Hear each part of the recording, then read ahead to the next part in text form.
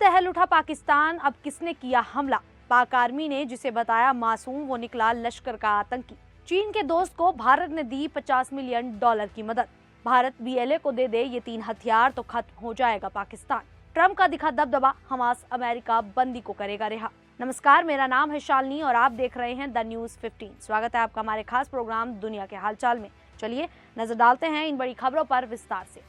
पाकिस्तान जो लंबे समय से आतंकियों को पनाह देता आया है, अब खुद उसी आतंकवाद की चपेट में आ गया है। हाल ही में भारत की सख्त कार्रवाई के बाद पाकिस्तान थोड़ा शांत जरूर हुआ था, लेकिन अब फिर से एक बड़ा धमाका उसकी परेशानी बढ़ा रहा है। ये धमाका खैबर पख्तूनख्वा क्षेत्र में हुआ, जहां रविवार रात एक आत्मघाती हमला हुआ। इस हमले में 2 पुलिसकर्मियों की मौत हो गई और 3 लोग घायल हो गए। आत्मघाती हमलावर ने पेशावर के चमकनी पुलिस स्टेशन के अंतर्गत आने वाले मवेशी बाजार के पास खड़ी पुलिस वैन को निशाना बनाया। धमाके के बाद इलाके में हड़कंप मच गया और सुरक्षा बलों ने मौके पर पहुंचकर इलाके को घेर लिया। खैबर पख्तूनख्वा के मुख्यमंत्री अली अमीन गंदापुर ने इस हमले की कड़ी निंदा की है। उन्होंने घटना की पूरी रिपोर्ट मांगी है और शहीद पुलिसकर्मियों को श्रद्धांजलि दी है। मुख्यमंत्री ने साफ किया कि ऐसी कायराना हमले पुलिस के हौसले नहीं तोड़ सकते। पाकिस्तान में आतंकवाद अब खुद उसी के लिए खतरा बन गया है। Pakistan institute for conflict and security studies नाम के थिंक टैंक ने हाल ही में एक रिपोर्ट जारी की है। इस रिपोर्ट के मुताबिक बीते महीने की तुलना में पाकिस्तान में आतंकी घटनाओं में 42% की बढ़ोतरी हुई है। यह आंकड़ा बताता है कि आतंकियों को पनाह देने की नीति अब पाकिस्तान के लिए ही मुसीबत बनती जा रही है। वहीं दूसरी तरफ पाकिस्तान एक बार फिर आतंकियों की पनाहगाह के रूप में सामने आया है। दुनिया को दिखाने के लिए वह आतंक के खिलाफ होने का दावा करता है, लेकिन असलियत में वह आतंकियों को समर्थन देता है। हाल ही में इसका एक और सबूत मिला है। पाकिस्तान जिस व्यक्ति को मासूम और फैमिली मैन बता रहा था, वह लश्कर-ए-तैयबा जैसे खतरनाक आतंकी संगठन का बड़ा चेहरा था। इस आतंकी का नाम हाफिज अब्दुल रऊफ है। पाकिस्तानी सेना ने प्रेस कॉन्फ्रेंस कर दावा किया था कि वायरल तस्वीर में दिख रहा शख्स कोई आतंकी नहीं बल्कि एक आम नागरिक है,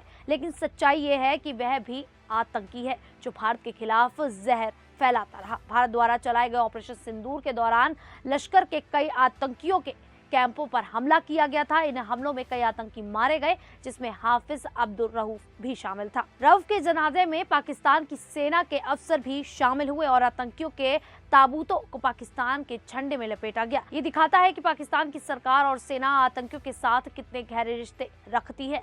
हाफिज अब्दुल को अमेरिका ने 2010 में ही आतंकवादी घोषित कर दिया था। इसके बावजूद पाकिस्तान उसे बचाने और सम्मान देने में लगा रहा। इससे साफ है कि पाकिस्तान आतंकवाद के खिलाफ नहीं बल्कि उनके साथ खड़ा है।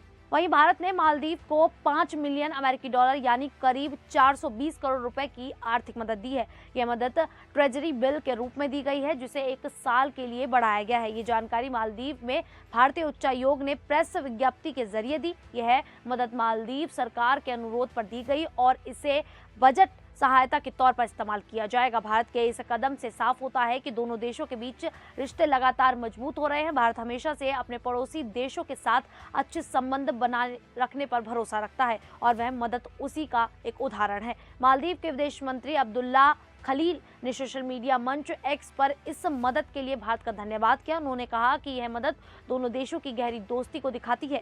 इसके साथ ही यह मालदीव की सरकार को आर्थिक सुधारों को आगे बढ़ाने और देश की वित्तीय स्थिति को मजबूत करने में सहायता करेगी। मालदीव के राष्ट्रपति मोहम्मद मुइज़ू ने भी नवंबर 2023 में भारत की यात्रा की थी, जो उनके राष्ट्रपति बनने के बाद पहली विदेश यात्रा थी। उस यात्रा के दौरान दोनों देशों ने व्यापक आर्थिक और समुद्री सुरक्षा साझेदारी के लिए विजन को अपनाया था। इस विजन का उद्देश्य द्विपक्षीय संबंधों को और बेहतर बनाना है, खासकर व्यापार, सुरक्षा और सहयोग के क्षेत्र में।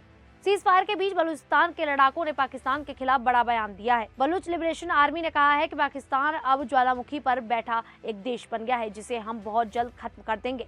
बलूच लड़ाकों ने भारत से मदद मांगी है और कहा है कि अगर भारत उन्हें 3 चीजें राजनीतिक, कूटनीतिक और रक्षा सहायता दे दे तो वे पाकिस्तान को पूरी तरह बर्बाद कर सकते हैं। बलूच लड़ाकों का कहना है कि पाकिस्तान आतंकवादियों को पनाह देता है और उसे खत्म करना अब जरूरी हो गया है। उन्होंने भारत से अपील की है कि वह पाकिस्तान के खिलाफ लड़ाई में उनका साथ दे। बीएलए ने साफ कर दिया है कि अगर भारत पाकिस्तान को टुकड़ों में बांटने का फैसला करता है तो बलूच सबसे पहले समर्थन देने वाले होंगे। बलूच लड़ाकों ने दुनिया के बाकी देशों से भी सहयोग मांगा है। उनका कहना है कि अगर समय रहते पाकिस्तान को खत्म नहीं किया गया तो वह दुनिया के लिए बड़ा खतरा बन जाएगा। बीएलए के मुताबिक पाकिस्तान आतंकवाद की फैक्ट्री बन चुका है, जहां आतंकियों को खुलेआम ट्रेनिंग दी जाती है और यह सिलसिला कई सालों से चल रहा है। बलूच लिबरेशन आर्मी ने पाकिस्तान सरकार को चेतावनी भी दी है। उन्होंने कहा कि वह दिन दूर नहीं जब बलूच एक आजाद मुल्क बनेगा और इसे अब कोई ताकत रोक नहीं सकती। उन्होंने कहा कि जितनी देर होगी खून खराबा उतना ही बढ़ेगा, लेकिन वे अपने मिशन से पीछे नहीं हटेंगे। तो वहीं अमेरिका और हमास के बीच चल रही सीजफायर बातचीत में बड़ा फैसला सामने आया है। हमास के वरिष्ठ अधिकारी खलील अल हया ने रविवार को ऐलान किया कि वे अमेरिकी इजरायली बंदी एडन अलेक्जेंडर को जल्द रिहा करेंगे। ये फैसला गाजा में तनाव कम करने और एक बड़े राजनीतिक समझौते की दिशा में अहम कदम माना जा रहा है। ये बातचीत अमेरिका, कतर और मिस्र की मध्यस्थता में हो रही है। अलेक्जेंडर हमास की हिरासत में आखिरी जिंदा अमेरिकी बंदी है। उन्हें 7 अक्टूबर 2023 को हमास के हमले के दौरान अगवा किया गया था, जिससे गाजा में युद्ध शुरू हुआ था। खलील अल हया ने कहा कि अलेक्जेंडर की रिहाई उन प्रयासों का हिस्सा है जिसका मकसद हमलों को रोकना, सीमा चौकियों को खोलना और गाजा में लोगों को मानवीय सहायता पहुंचाना है। हालांकि हमास ने ये नहीं बताया कि अलेक्जेंडर को कब रिहा किया जाएगा। ये घोषणा ऐसे समय में हुई है जब अमेरिका के राष्ट्रपति डोनाल्ड ट्रंप इस हफ्ते मध्य पूर्व के दौरे पर जा रहे हैं। हालांकि वे इजरायल नहीं जाएंगे। ट्रंप ने हाल ही के महीने में अलेक्जेंडर का कई बार जिक्र किया है, जिससे साफ है कि अमेरिका इस मामले को गंभीरता से ले रहा है। अलेक्जेंडर की मां येल अलेक्जेंडर ने कहा कि जब भी एडन का नाम लिया जाता है उन्हें लगता है कि लोग उन्हें भूले नहीं हैं। उन्होंने उम्मीद जताई कि उनका बेटा जल्द लौटेगा। हमास ने कतर, मिस्र और तुर्की को मध्यस्थता और समर्थन के लिए धन्यवाद भी दिया है। खैर, अब इस पूरे मामले को लेकर आप लोगों की क्या राय है, आप हमें कमेंट करके जरूर बताइए। क्या आप लोगों को लगता है कि पूरे देश भर में, दुनिया भर में अब अमेरिका का दबदबा बढ़ रहा है? अपनी राय हमें कमेंट बॉक्स में जरूर दें। अभी के लिए इतना ही, फिर हाजिर होंगे ऐसी ही देश और दुनिया से जुड़ी बड़ी खबरों के साथ। तब तक के लिए देखते रहिए द न्यूज़।